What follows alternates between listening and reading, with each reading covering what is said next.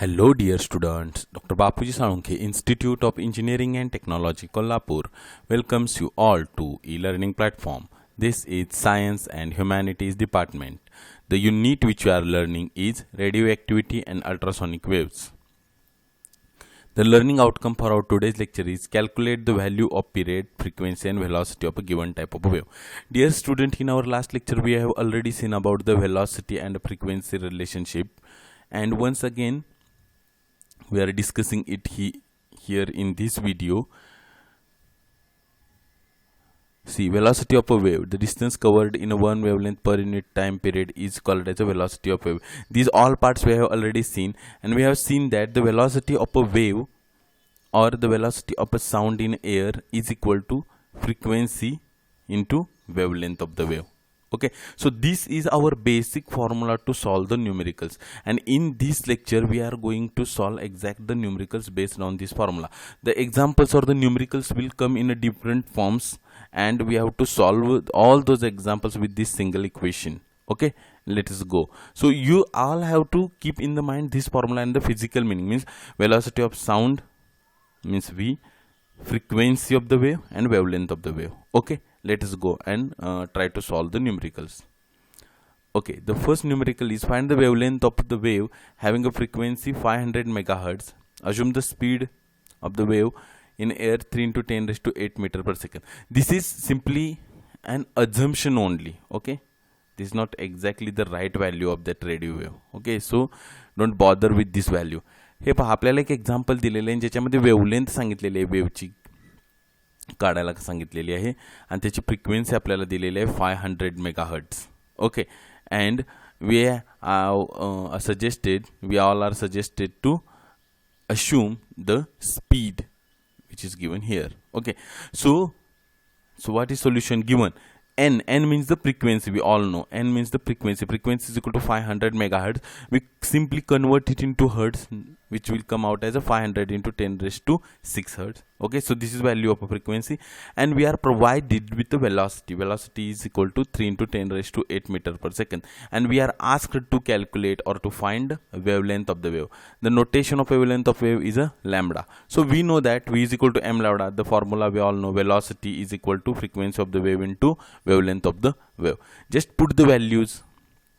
We have put the value of velocity, have put the value of a frequency into wavelength. So wavelength is the term which we are asked to calculate.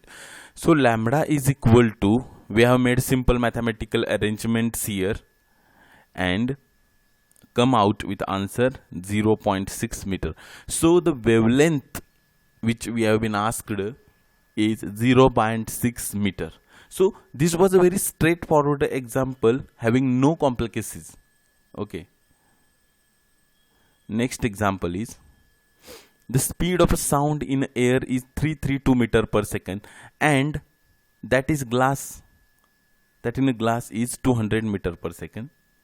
Find the ratio of wavelengths of the sound waves in the two media. आता इथं काय सांगण्यात आलेलं आहे पहा की velocity of sound in air 332 metre per second आहे, आणि दुसरं एक मीडियम सांगितले. मीडियम ते कोणता आहे? ग्लास. तर त्या ग्लास मीडियममध्ये वेलॉसिटी ऑफ साऊंड किती आहे? 200 मीटर पर सेकंड, म्हणजे 200 मीटर पर सेकंद इतकं सांगितलेलं आहे. आणि आपल्याला विचारण्यात आलेलं आहे की मग त्यांच्या वेवलेंथचा रेशो, दोन मीडिया जे आहेत त्याच्यामधनं पास होणाऱ्या ह्या ज्या वेव्ज आहेत, दोन्ही साऊंड वेव्ज डिफरंट वेलॉसिटीने ट्रॅव्हल करतायत, त्यांच्या वेवलेंथचा रेशो आहे तो फाइंड आउट करा. मग आता बघा, सिम्पली आपल्याला एक गोष्ट माहिती आहे की वेवलेंथचा रेशो आपल्याला या ठिकाणी डिटर्मिन करायला सांगितलं. म्हणजे आधी आपल्याला दोन्हीही वेवलेंथ माहीत असणं गरजेचं आहे, आणि त्या वेवलेंथ डिटर्मिन करण्यासाठी आपल्याला फॉर्म्युला माहिती आहे, v is equal to N lambda. बघा आपल्याला काय दिलं आहे की velocity of sound in air दिलेलं आहे 332 metre per second, and velocity of sound in glass is 200 metre per second. आणि आपल्याला विचारलेलं आहे lambda A upon lambda G, means velocity wavelength ratio of wavelength of sound wave in air to wavelength of sound wave in glass. Okay, मग आपल्याला सुरुवातीला wavelength of air determine करायचे. Wavelength of in air is lambda A. Lambda एचा formula कसा determine करणार आपल्याला? तर आपल्याला V is equal to N lambda हे सूत्र माहिती आहे. ओके, त्यामुळे lambda is equal to V A upon N. Wavelength in glass lambda G lambda जीचा सुद्धा फॉर्म्युला आपण V is equal to N लॅम्बडाचा फॉर्म्युला वापरून या ठिकाणी हे डिटर्मिन केलं. आता रेशो विचारलेला आहे lambda A upon lambda G. We have to just put the values here. We have just put the values here and this is the simplest form. Just put the values and the ratio is 1.66. okay, as you all know that ratio does not have any in it, so this is a pure number, only 1.66. okay, so this is a way to solve this type of a numerical. Next numerical is C. Very simple numerical. Two tuning forks are producing sound waves which differ in a wavelength by 15 centimeter in air. If the frequencies of the two forks are 200 and 220 hertz respectively, what is the speed of sound in air? या एक्झाम्पलमध्ये काय सांगण्यात आलं आहे पहा की दोन tuning fork आहेत. त्यातल्या एका ट्युनिंग फोर्कची फ्रिक्वेन्सी आहे 200 हर्ट्ज. बघा, जो समजा आपण ट्युनिंग फोर्क जो आहे पहिला ट्युनिंग फोर्क त्याची फ्रिक्वेन्सी N1 आहे असं म्हणालो, तर त्याची फ्रिक्वेन्सी दिलेली आहे ती किती आहे 200 हर्ट्ज आहे. आणि दुसरा जो ट्युनिंग फोर्क आहे त्याची फ्रिक्वेन्सी आहे 220 हर्ट्ज.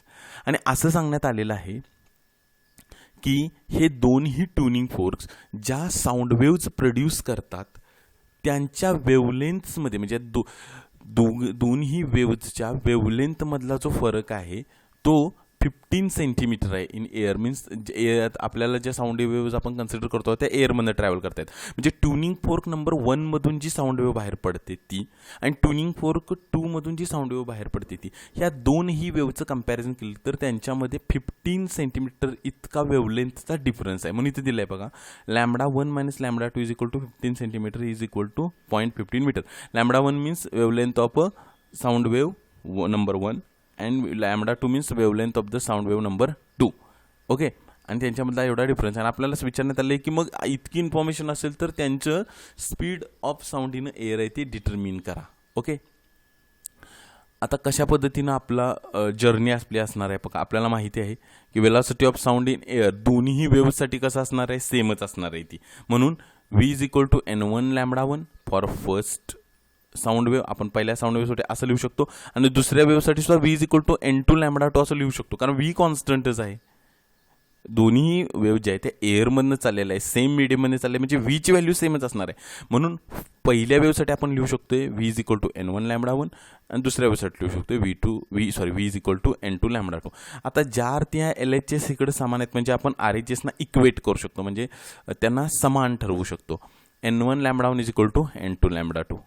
चला N1 आणि N2च्या व्हॅल्यू पुट करा. 200 lambda 1 is equal to 220 lambda 2. आता सिम्पली लॅम्बडा 1ची किंवा तुम्ही लॅम्बडा 2ची जरी व्हॅल्यू यातनं फाइंड आउट केली तरी सुद्धा आपल्याला उत्तर सेमच मिळणार आहे. आपण त्या लॅम्बडा 1ची व्हॅल्यू कॅल्क्युलेट केली. Lambda 1 is equal to mathematical arrangement बनवल्यानं आपल्याला कळालं की lambda 1 is equal to 1.1 lambda 2. Okay, हे आपल्याला उत्तर मिळालं. हे आपलं इक्वेशन नंबर 1 आहे. आता आपण या इक्वेशनवर जम्प करू. इथं हे पहा, lambda 1 minus lambda 2 to 15 centimetre, कारण यातली एकाची व्हॅल्यू म्हणजे लॅम्बडा 1ची जी व्हॅल्यू आहे ते आपल्याला एका फॉर्म्युलेटिव्ह फॉर्ममध्ये तरी मिळालेली आहे. Lambda 1 is equal to lambda 1 minus lambda 2 is equal to 0.15 that we know. आता आपण ही जी व्हॅल्यू आहे lambda 1 is equal to 1.1 lambda 2 ही व्हॅल्यू इथं पुट करू. म्हणजे 1.1 lambda 2 minus lambda 2 is equal to 0.15 means 0.1 lambda 2 is equal to 0.15 and so lambda 2 is equal to 1.5 metre. Okay, ज्या अर्थी आता आपल्याकडे व्हॅल्यू लॅम्बडा 2ची मिळाली म्हणजे आपल्याला एक्झॅक्टली सिम्पल आहे की आपल्याकडे N2ची व्हॅल्यू आहे, लॅम्बडा 2ची व्हॅल्यू आहे. आपण V is equal to N2 lambda 2 मध्ये व्हॅल्यू पुट केली. 220 into 1.5 is equal to 330 metre per second. हे आपलं फायनल आन्सर आहे. हे इतकं सिम्पल आहे एक्झाम्पल सॉल्व्ह करणं. एक लक्षात घ्या की तुम्ही जर का इथं लॅम्बडा 2ची व्हॅल्यू डिटर्मिन केली असती तरी सुद्धा तुम्ही याच आन्सरपर्यंत पोहोचला असता. That you can calculate. Okay, next example कशा पद्धतीचे आहे बघा.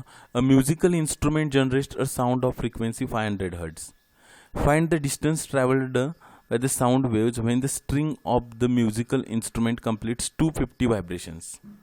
Assume the speed of sound in air to be equal to 340 metre per second. आता इथे एक म्युझिकल इन्स्ट्रुमेंट सांगितलेलं आहे आणि तो जी साऊंड वेव्ह जनरेट करतं त्याची फ्रिक्वेन्सी सांगितलेली आहे 500 हर्ट्ज आहे आणि त्याची वेलॉसिटी आहे म्हणजे त्या साऊंड वेव्हची ते आहे 340 मीटर पर सेकंड. ओके, आता नंबर ऑफ व्हायब्रेशन्स तिने सांगितलेले आहेत 250 जे आहेत ते 250 व्हायब्रेशन्स ज्यावेळी त्याचे होतील त्यावेळी तिने किती डिस्टन्स पार केलेलं असेल असं तिने विचारलेलं आहे. बघा, एक व्हायब्रेशन म्हणजे एक वेवलेंथ, हे लक्षात घ्या तुम्ही. ओके, मग आता आपण इथून पुढे जाऊ. पहा की एक वेवलेंथची आपण आधी व्हॅल्यू फाइंड आउट करून घेऊ. तर v is equal to N lambda आपल्याला फॉर्म्युला माहिती आहे. Lambda is equal to V upon माहिती आहे. म्हणजे आपले सुरुवातीचं टार्गेट काय आहे आपलं, की वेवलेंथ फाइंड आउट करणे. कारण का एका वेवलेंथ म्हणजे ती किती डिस्टन्स जाते ते आपण, साऊंड वेव्ह जी जाते ते आपण फाइंड आउट केलं तर 250 मध्ये किती जाते आपण लगेच कॅल्क्युलेट करू शकतो. कारण वेवलेंथला फक्त 250 आपल्याला मल्टिप्लाय करावं लागणार आहे. ओके, म्हणून v is equal to N lambda, lambda is equal to V upon N. आता आपल्याला सांगण्यात आलं आहे पहा की फ्रिक्वेन्सी किती आहे, 500 हर्ट्ज आहे. आणि आपणाला जी व्हेलॉसिटी दिलेली आहे ती किती आहे, 340 मीटर पर सेकंड दिलं आहे. म्हणजे lambda is equal to 0.68 metre. म्हणजेच वेव लेंथ, म्हणजे थोडक्यात एका व्हायब्रेशनमध्ये ती वेव किती ट्रॅव्हल करते, 0.68 म्हणजे 0.68 मीटर इतकी ट्रॅव्हल करते. बघा, एका व्हायब्रेशन, एक वेवलेंथ म्हणजेच एका व्हायब्रेशनची लेंथ, एका व्हायब्रेशनच्या लेंथमध्ये ती किती वेव किती ट्रॅव्हल करते, 0.68 मीटर. मग 250 व्हायब्रेशन्समध्ये किती करेल, सिम्पल मॅथमॅटिक्स आहे की 0.68 इंटू 250, आणि म्हणून 250 into 0.68 is equal to 170 metre. So this is very tricky, very simple example. Okay, next example. Human beings can listen to the sound waves of frequency between 16 hertz to 20 kilohertz. Calculate the corresponding wavelengths if the sound waves at speed of 330 meter per second in air. आता इथं simply सांगण्यात आलेलं आहे बघा की एक frequency दिलेली आहे N1 equal to 16 hertz, N2 दिलेले आहे 20 किलो हर्ट्स, आणि velocity of sound in air दिले 330 मीटर पर सेकंड. तर तिने सिम्पल, व्हेरी सिम्पल एक्झाम्पल सांगितले की N1 साठी वेवलेंथ किती असेल आणि N2 साठी वेवलेंथ किती असेल ते विचारले. आपल्याला फॉर्म्युला माहिती आहे, v is equal to N lambda. So lambda 1 is equal to v upon N1. Put the values, come with answer 20.62 metre. and for second frequency value we again use the same formula, v is equal to n lambda. So lambda 2 is equal to v upon n2 is equal to, put the values here and we will come with the answer 0.0165 meter. So this was very simple example. Okay, so in examinations you will be asked for this type of formats only. Thank you dear students.